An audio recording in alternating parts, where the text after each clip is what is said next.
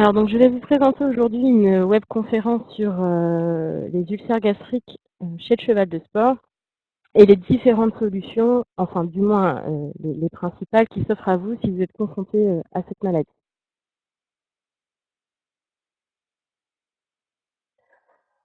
Alors dans un premier temps, nous allons considérer le sujet chez le cheval de sport, donc on va parler notamment de prévalence.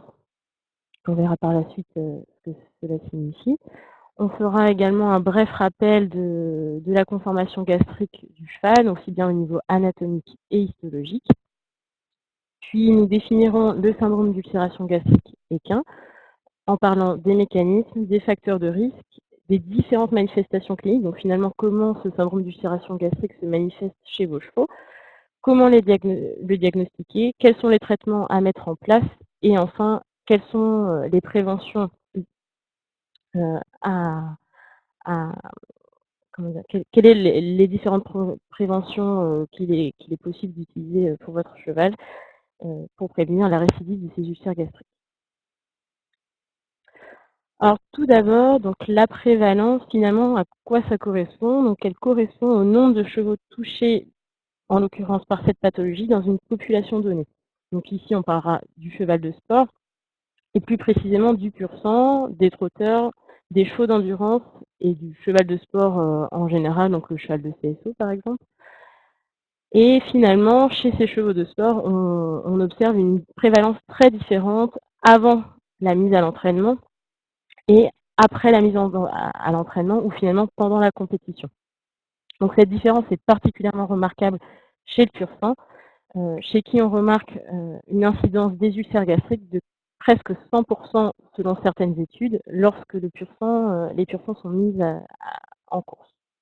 Donc, donc on peut considérer effectivement qu'il y a une influence très importante de l'activité sportive et en l'occurrence de l'intensité de l'activité sportive dans l'apparition de cette maladie. Alors finalement, pourquoi c'est si important de considérer cette pathologie chez le cheval de sport? Dans un premier temps, parce que comme nous l'avons vu, la prévalence chez le cheval de sport est particulièrement élevée, notamment chez les chevaux de course. Parce qu'il y a un impact considérable sur la santé de votre cheval qui va se manifester par différents signes cliniques que nous aborderons plus tard dans cette webconférence. Parce que ces ulcères gastriques engendrent une contre-performance, c'est-à-dire que votre cheval va être moins performant par rapport à ce qu'il a l'habitude de faire, pardon. Et enfin, parce qu'on aura un impact économique de la filière, c'est-à-dire aussi bien au niveau de l'impact économique que va engendrer le traitement de cette pathologie, que lié à la contre-performance de votre cheval. Alors tout d'abord, nous allons parler de l'anatomie gastrique et histologique de l'estomac du cheval. Donc tout d'abord, une des particularités de l'estomac du cheval, c'est qu'il est constitué de deux muqueuses différentes. Alors nous avons donc j'essaie de mettre le curseur. Alors, nous avons tout d'abord la portion haute de l'estomac qui est constituée d'une muqueuse qu'on appellera non glandulaire ou squameuse. On considère également qu'elle est non sécrétante. Et on a également une muqueuse glandulaire qui se trouvera au niveau de la portion basse de l'estomac. Ces deux muqueuses sont séparées par ce qu'on appelle la marge obligatus, qui est modélisée ici par ce trait. Et c'est vrai que c'est assez important de considérer cette région gastrique parce qu'elle est particulièrement touchée par les ulcères chez le cheval. Donc, cette particularité de deux muqueuses différentes dans l'estomac du cheval.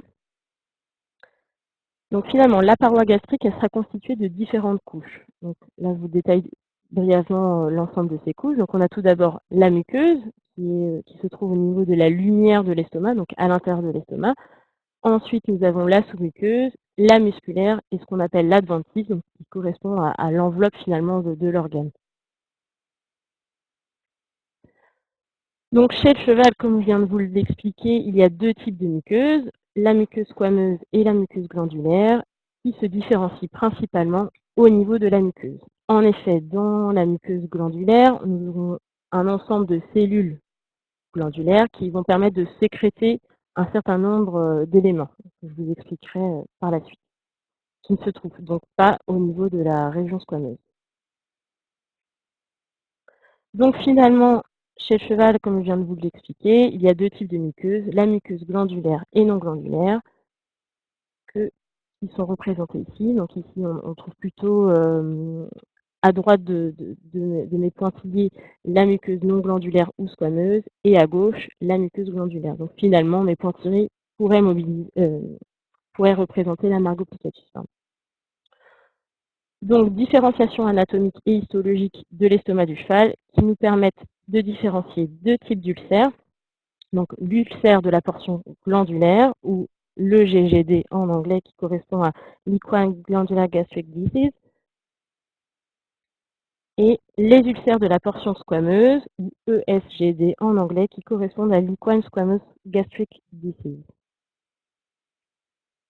Donc finalement, le syndrome d'ulcération gastrique équin, qu'on simplifie par EGUS en anglais, qu'est-ce que c'est? Donc ça correspond à une altération plutôt variable, donc variable en taille, en nombre, en profondeur et en localisation, de la muqueuse de l'estomac.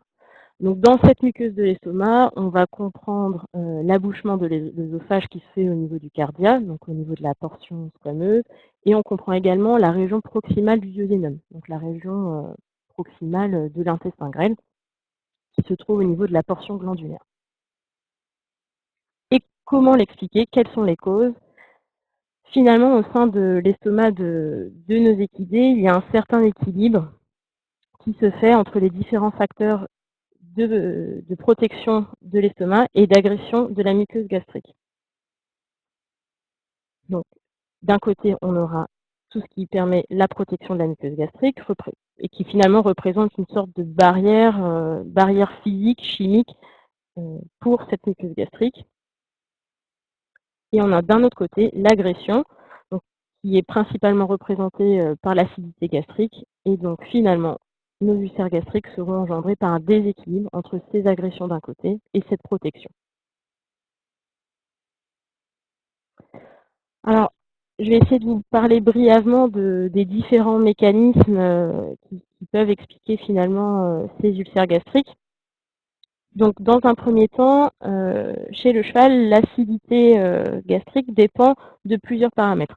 Donc, dans un premier temps, du débit de sécrétion de cet acide dans l'estomac du cheval, qui, chez le cheval, est continuel et qui se fait par l'intermédiaire de ce qu'on appelle une pompe à protons. Donc, la pompe à protons, c'est ce que j'ai modélisé par le petit H+ au milieu de mon image. Donc l'acidité dépend de cette pompe à protons, mais aussi de ce qu'on appelle le pouvoir tampon de la nourriture et de la salive. Finalement, l'intérêt de la nourriture et de la salive, c'est qu'ils vont permettre de vraiment diminuer cette acidité et ainsi de finalement protéger la muqueuse de votre estomac. Alors, au niveau du débit de sécrétion, il est régulé par différents agents au niveau de la portion glandulaire. Donc notamment par l'histamine, qui est modélisé ici, donc qui va vraiment favoriser, stimuler cette sécrétion d'acide, l'acétylcholine, la gastrine. L'acétylcholine et la gastrine qui vont également favoriser, stimuler la libération d'histamine au niveau de votre estomac. Donc on a également des agents qui vont finalement venir inhiber cette sécrétion d'acide, qui sont représentés par les prostaglandines. Donc ces agents vont non seulement inhiber la sécrétion d'acide dans votre estomac, donc on a vraiment de l'acide chlorhydrique qui va se mettre au niveau de la lumière de l'estomac, mais elle va également contribuer à une barrière physique et chimique au niveau des cellules de votre muqueuse glandulaire, donc représentée par la barrière de bicarbonate et de mucus que j'ai mis sur mon dessin. Voilà, donc ma pompe à protons qui est finalement inhibée et stimulée par différents agents au niveau de ma muqueuse glandulaire, avec des agents qui vont permettre vraiment de protéger cette portion glandulaire. Au niveau de ma portion squameuse, ou comme je vous l'ai dit, non sécrétante, donc comme nous l'avons vu, elle n'est pas constituée de cellules qui vont sécréter et donc permettre notamment la protection physique et chimique de cette muqueuse. Donc finalement, on parle d'absence de barrière chimique de la protection de cette partie de l'estomac. Et la seule défense qu'elle possède, c'est finalement les jonctions intercellulaires serrées. Donc, comme vous pouvez le voir, il y a l'épithélium de cette muqueuse correspond à une sorte d'enchevêtrement des cellules qui, d'une certaine façon, vont constituer une défense un peu physique pour le cheval. Donc, pour faire simple, au niveau de cette portion squameuse, il n'y a pas de facteur de protection de la muqueuse et finalement l'exposition excessive de la muqueuse à l'acidité gastrique serait le mécanisme prédominant dans l'apparition de ce type d'ulcère. Donc il y a pas de défense. Alors ensuite, au niveau des facteurs de risque, donc comme je vous l'ai dit, l'acidité gastrique va bien entendu intervenir pour la majeure partie dans l'apparition de ces ulcères. Finalement, pour les ulcères squameux, donc les ESGD, tout facteur qui va promouvoir un pH gastrique plus acide ou bien qui augmente l'exposition de la muqueuse squameuse à cet acide vont favoriser l'apparition de ces ulcères. Donc plus la muqueuse est exposée ou plus le pH est acide, plus le risque d'ulcère est important au niveau de la portion squameuse. Au niveau de la portion glandulaire, c'est un petit peu différent. Dans le sens où finalement tous les facteurs de risque correspondent à des facteurs qui vont venir diminuer cette barrière de protection dont je vous parlais dans mes diapositives précédentes. Un autre facteur de risque donc, qui est un petit peu discutable, c'est finalement la race. Comme on a pu le voir au tout début de cette webconférence, chez le pur sang, on observe une prévalence particulièrement élevée. Donc c'est essentiellement important, c'est essentiellement remarquable chez le cheval de course, par exemple. Et va varier aussi en fonction de l'âge. Donc l'âge, on va dire que, ce qui a été prouvé, c'est que plus votre cheval est vieux, plus la sévérité des ulcères gastriques peut être importante. Donc voilà, c'est un petit peu discutable comme facteur de risque, mais ça a été décrit dans plusieurs études. Donc finalement, les facteurs de risque, comme je vous l'ai dit, pour les ulcères glandulaires, c'est tous ceux qui vont engendrer une diminution des mécanismes de défense. Donc notamment les anti-inflammatoires non stéroïdiens, donc l'excès ou l'utilisation anormale d'anti-inflammatoires peut engendrer des ulcères gastriques, en tout cas au niveau de la portion glandulaire. Et ça a été un petit peu moins décrit, mais décrit quand même au niveau de la portion squameuse. Donc l'inflammation gastro-intestinale va elle également engendrer une diminution de ce mécanisme de défense. Donc on peut la considérer comme facteur de risque pour les ulcères glandulaires. Et enfin, il y a ce paramètre d'infection bactérienne. Alors, chez l'homme, effectivement, on considère que beaucoup d'ulcères sont en relation avec donc la bactérie Helicobacter pylori notamment. Chez le cheval, c'est encore très discuté et on n'a pas vraiment mis en évidence l'implication de cette bactérie dans ces ulcères. Alors finalement, comme je vous le disais, donc ça c'est pour ce qui concerne les ulcères glandulaires. Pour les ulcères squameux, on aura tous les facteurs qui augmentent, comment dire, le temps d'exposition de la muqueuse à l'acidité, donc avec notamment le stress. Et on a également tout ce qui concerne le management alimentaire, l'entraînement et la compétition. Donc au niveau du management alimentaire, effectivement, si votre cheval n'a pas de fourrage en quantité suffisante, la portion squameuse risque effectivement d'être plus exposée à l'acidité gastrique. Donc ça c'est un exemple.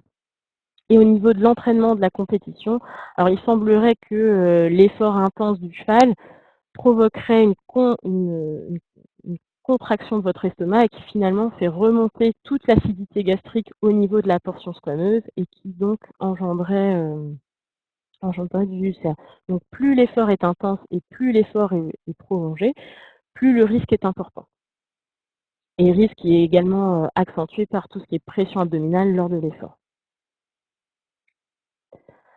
Alors finalement, comment se manifestent tous ces deux types d'ulcères gastriques? Alors tout d'abord, il n'est pas possible de pouvoir différencier les deux types d'ulcères en fonction des signes cliniques. C'est-à-dire que votre cheval peut présenter les mêmes signes clinique, même s'ils présentent un type d'ulcère différent. Donc ça, c'est la première chose. Alors, donc, on a dans un premier temps les signes digestifs, donc qui peuvent correspondre à tout simplement des coliques récurrentes, souvent liées à la prise de repas, donc ce qu'on appelle des coliques récurrentes plutôt postprandiales. On aura aussi de la dysorexie, donc un cheval qui boude un petit peu ses concentrés, qui va plus finalement manger son fourrage, donc ça c'est ce qu'on remarque également. Et on observe également de la diarrhée chronique, donc un cheval qui a des côtes un petit peu mous. Les ulcères gastriques peuvent expliquer ces signes-là. Donc chez le cheval de sport, bien entendu, on aura des signaux à l'effort, avec, comme je vous le disais, la contre-performance, mais également la réactivité au travail, donc c'est-à-dire un cheval plutôt nerveux qui répond mal à la jambe. Donc ces signes-là peuvent faire partie des manifestations des ulcères gastriques. On aura aussi des signes cliniques au niveau de l'état général, donc on caractérisera ça chez un cheval qui a du mal à prendre de l'état, qui est plutôt amaigri. Et on remarque ça aussi sur l'aspect de la robe. Donc un cheval avec des poils piqués, on peut éventuellement suspecter des ulcères gastriques. On aura des signes au niveau des signes cliniques au niveau comportemental, donc qui se manifestent notamment par des stéréotypies. Donc pareil, l'association entre stéréotypie et ulcère gastrique est un petit peu vague, mais on les décrit quand même. Un cheval qui bâille, donc c'est également un signe assez typique des ulcères gastriques. Et ensuite l'agressivité, donc ça peut être l'agressivité au pansage notamment. Alors ce qui est important de souligner, c'est que finalement tous ces signes sont assez variables, très frustres, donc parfois très frustres, donc c'est-à-dire qu'on aura peu de signes avec un cheval qui potentiellement peut avoir des ulcères gastriques, et non spécifiques. Donc c'est-à-dire que ces signes-là, finalement, on peut les retrouver dans d'autres pathologies qui n'ont rien à voir avec les ulcérations gastriques. Donc c'est vraiment important d'établir un diagnostic correct de ces ulcérations gastriques. Petite précision également, alors effectivement, les manifestations cliniques, donc les signes cliniques chez le cheval, ne sont pas forcément corrélés à la sévérité des ulcères. Donc c'est-à-dire qu'un cheval avec énormément d'ulcères ou des ulcères très profonds n'aura pas nécessairement des signes cliniques très sévères. Et inversement, pour un cheval avec des signes cliniques sévères, mais peu d'ulcères au niveau de l'estomac. Donc, comme je vous l'ai dit, des signes variables, frustres et non spécifiques, d'où l'importance d'un diagnostic de certitude. Donc actuellement, on a le seul diagnostic de certitude auquel nous avons accès, c'est la gastroscopie. Donc le principe de cette gastroscopie, on va mettre une caméra au niveau du nez du cheval. Cette caméra va aller dans l'œsophage jusqu'à l'estomac et elle va nous permettre de visualiser l'ensemble de l'estomac. Donc ici sur ma photo, on peut voir donc la portion glandulaire qui est un petit peu rose ici et la portion non glandulaire qui est plus blanche. Donc elle va permettre effectivement de voir l'ensemble de l'estomac et de diagnostiquer la possibilité, les ulcères gastriques chez votre cheval. Donc ici sur ma photo, il s'agit d'une photo d'ulcère profond trouvée lors d'une gastroscopie. Alors finalement, au niveau du traitement, on aura 3 axes principaux. Donc le premier axe, ça va être de réduire les facteurs de risque, donc les facteurs qui stimulent finalement cette apparition d'ulcère gastrique. Le deuxième axe principal, c'est d'établir un plan thérapeutique qui va devoir être adapté en fonction du type d'ulcère, de la localisation, de la profondeur, donc, qui sont déterminés notamment lors de la gastroscopie. Et ensuite, le troisième axe très important, donc, il s'agit de la gestion alimentaire qui va permettre de prévenir les récidives d'ulcères gastriques chez votre cheval. Alors, la réduction des facteurs de risque, donc dans un premier temps, on va essayer de limiter au maximum tous les facteurs qui peuvent altérer le fonctionnement gastrique. Donc, comme je vous le disais, des facteurs extérieurs comme les anti-inflammatoires non stéroïdiens peuvent engendrer ou du moins favoriser l'apparition des ulcères gastriques. Donc, ce sera important de voir par exemple avec votre vétérinaire si votre cheval est sous anti-inflammatoire, de comment finalement un petit peu réguler ce traitement afin de limiter les risques d'ulcères gastriques, surtout si votre cheval est particulièrement sensible. Donc la réduction des facteurs de risque va également être importante dans l'adaptation de l'effort, donc l'entraînement, la compétition. Comme je vous l'ai dit, un effort plutôt intense et long vont favoriser l'apparition d'ulcères gastriques, donc ce sera aussi à prendre en considération pour l'entraînement de votre cheval. Et finalement, la minimisation du stress environnemental qui est aussi responsable des ulcères gastriques, comme notamment les conflits hiérarchiques, les nouveaux environnements et le transport de votre cheval. Donc on va essayer vraiment d'agir sur ces différents axes pour réduire les facteurs de risque d'ulcération gastrique chez votre cheval. Donc au niveau thérapeutique, finalement on a deux axes qui vont un petit peu se développer. Donc on va dans un premier temps agir contre l'acidité gastrique. Donc comment on agit contre l'acidité gastrique? C'est en réduisant la stimulation de l'acide gastrique par la paroi gastrique de votre estomac. Donc on va agir à ce moment-là avec ce qu'on appelle l'oméprazole, qui est un inhibiteur de pompe à protons. Donc c'est le médicament le plus efficient qu'on connaisse et c'est vraiment celui qu'on utilise le plus en pratique courante. C'est vraiment celui qui est très intéressant pour nous. Bon, les autres traitements, c'est plutôt à titre un petit peu indicatif. Donc il y a ce qu'on appelle les antagonismes des récepteurs de type 2 de l'histamine. Là encore, c'est plus à titre indicatif. Et on a également ce qu'on appelle des antiacides qui vont agir sur l'acidité qui se situe au niveau de la paroi de votre estomac. Au niveau, donc, le deuxième axe de thérapie, ça va être finalement la protection de la muqueuse. Donc ça va être surtout important pour les ulcères de la portion glandulaire. Donc, portion glandulaire sur laquelle se trouve une barrière de bicarbonate et de mucus. Donc, comment on agit sur cette protection de la muqueuse? C'est en stimulant finalement les facteurs qui la favorisent, donc par l'intermédiaire d'analogues qu'on appelle les analogues de prostaglandine. Ce sont des molécules qui vont vraiment mimer l'action de cet agent sur la cellule pariétale de l'estomac. Alors, il est important de préciser aussi que cet analogue ne doit pas être utilisé chez la jument gestante dans le risque, car il risque d'interrompre la gestation.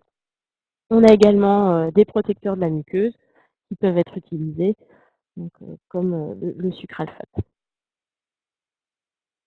Donc finalement, voilà, j'ai fait un petit résumé de l'ensemble de ces deux axes thérapeutiques, avec donc l'inhibition, la diminution de cette acidité gastrique et finalement la favorisation de la protection de la barrière de la muqueuse de l'estomac. Donc on va parler de polythérapie, notamment dans le cas des ulcères glandulaires, puisqu'on va devoir à la fois diminuer l'acidité gastrique et favoriser la protection épithéliale. Donc ici, je vous ai fait un résumé entre des différences entre les deux types d'ulcères. Donc on a des différences, comme je vous l'ai dit, à la fois au niveau de la muqueuse, la localisation, donc la localisation qui sera plutôt haute pour les ulcères squameux et plutôt basse pour les ulcères glandulaires. On a également en cause donc l'acidité gastrique, qui est équivalente chez ces deux types d'ulcères, et le défaut de protection de la muqueuse, donc plutôt dans le type d'ulcère glandulaire. Donc ces différences entre ces deux types d'ulcères vont induire des différences au niveau de notre action thérapeutique, comme je vous l'ai décrit dans les diapositives précédentes. Et le plus important, enfin une des choses les plus importantes finalement, ça va être le management de la gestion alimentaire de votre cheval. C'est ça qu'on va voir juste après. Donc, le management qui va permettre vraiment de prévenir les ulcérations gastriques chez votre cheval. Alors, par quoi passe ce management? Donc, par la gestion alimentaire. C'est vraiment les axes très importants dans la prévention des ulcérations gastriques. Alors, bon, voilà, l'accès constant à de l'eau propre, donc c'est assez bête comme remarque, mais c'est important de le souligner qu'un cheval qui ne boit pas assez d'eau ou qui ne peut pas boire d'eau est plus sujet.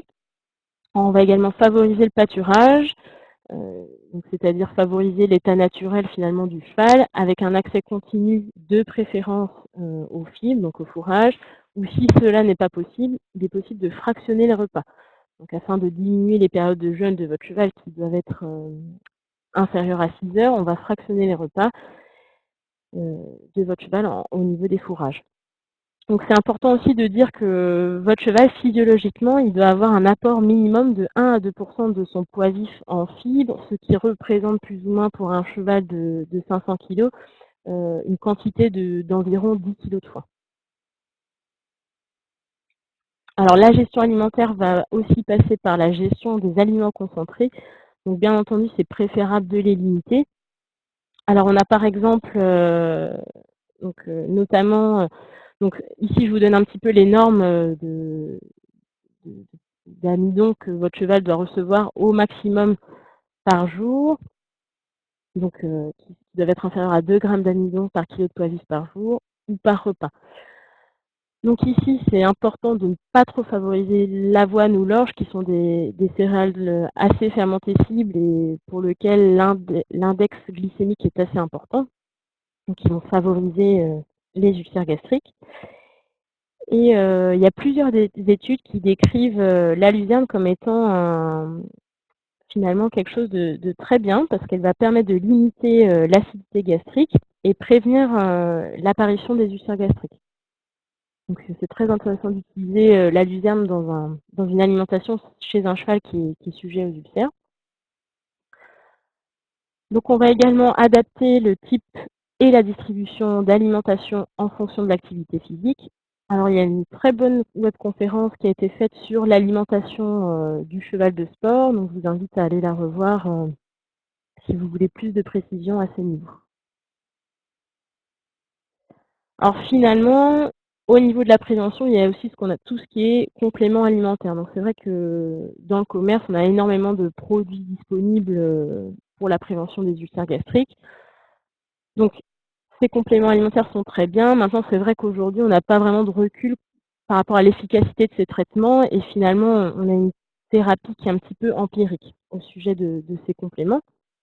Alors, il faut bien évidemment éviter l'ingestion directe de pâtes électrolytiques ou de solutions hypertoniques qui vont augmenter l'acidité gastrique. Donc, éviter l'ingestion directe. Par contre, mélanger à des aliments ou de l'eau, ça, a priori, il n'y a pas vraiment de souci. L'autre élément qui peut être très intéressant à intégrer dans l'alimentation de votre cheval, c'est l'huile de maïs, donc qui va favoriser vraiment la protection de votre muqueuse gastrique. Et l'utilisation également d'aloe vera ou d'argile. Voilà, donc tout ce qui est ces compléments alimentaires, comme je vous l'ai dit, c'est une utilisation qui est plutôt empirique, mais qui a prouvé, qui a montré une certaine efficacité. Donc finalement, qu'est-ce qu'il faut retenir au niveau du syndrome d'ulcération gastrique? Donc finalement, chez le cheval de sport, c'est la maladie gastrique la plus répandue, donc ayant un impact clinique assez important et qui peut vraiment handicaper finalement votre cheval et limiter sa performance, mais aussi un impact économique non négligeable.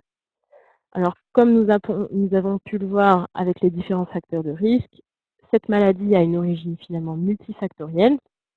Elle va engendrer des signes variables, frustres et non spécifiques, d'où l'importance d'une gastroscopie afin de s'assurer qu'il s'agit bien de la pathologie en cause. Gastroscopie qui va nous permettre également d'agir au niveau thérapeutique. Donc c'est vrai qu'on va pouvoir vraiment adapter notre plan thérapeutique en fonction du type de lésion qu'on va trouver au cours de la gastroscopie. Et enfin, il est important de souligner encore une fois l'importance du management alimentaire qui sera vraiment ajusté en fonction du type d'effort et des besoins de votre cheval. Alors voilà, je vous ai mis quelques ouvrages, articles, si vous souhaitez approfondir le sujet. Alors donc j'en ai